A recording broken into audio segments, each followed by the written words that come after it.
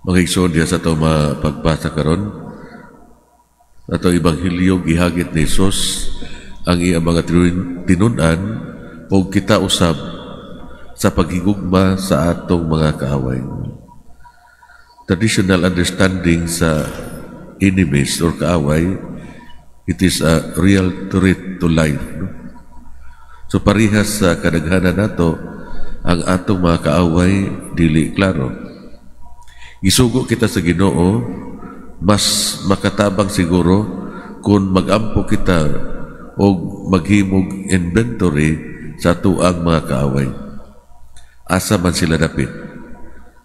Diha sa atong pamilya, kauban ba sa trabaho, ato bang silingan, higala, classmate sa una, classmate nato karon, imuha bang uyab, o kauban imong lumilihok sa simbahan. Tinuod ba gayon ang atong pagbati o gihuna-huna lang? Si Jesus wala maghimo og mga kalainan. Kung doon na may usa ka tawo sa imong kinabuhi nga wala nimo wa ka makiguli o wala magpasaylo ay gitawag kitang mga Kristiyano sa paghigugma kanila o pagampo para kanila. Simple siya pero dili sayo.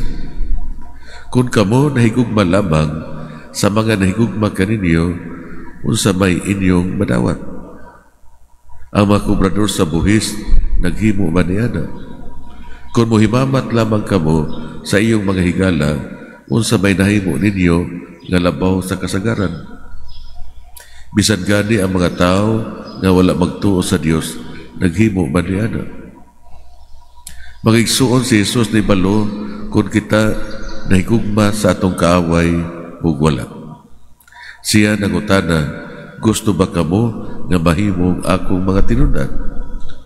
Ang pagka-Kristiyano nangahulugan nga dunay dako nga kausaban nga mahigugma sa kalibutan nga diin ang mga tao nasuko kung kinsa iyang gipili nga kasukan o higugmaon kung kinsa ang ilang gipili nga higugmaon.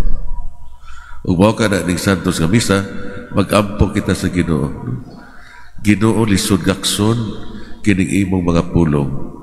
Ligo na ako nga aduna unta ako'y dako nga kausaban sa paghigugma sa akong isikataw sama sa imong paghigugma kanila.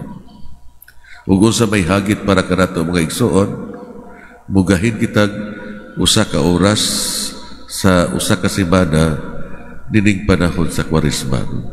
So buok semana magpili lang ka kung unsa ka adlaw nga usa ka oras atubangan sa Blessed Sacrament. No? Mga liupo kita kang Hesus nga ayuhon ang atong kasing-kasing nga nasakitan aron kita mahigugma sa atong mga kaaway.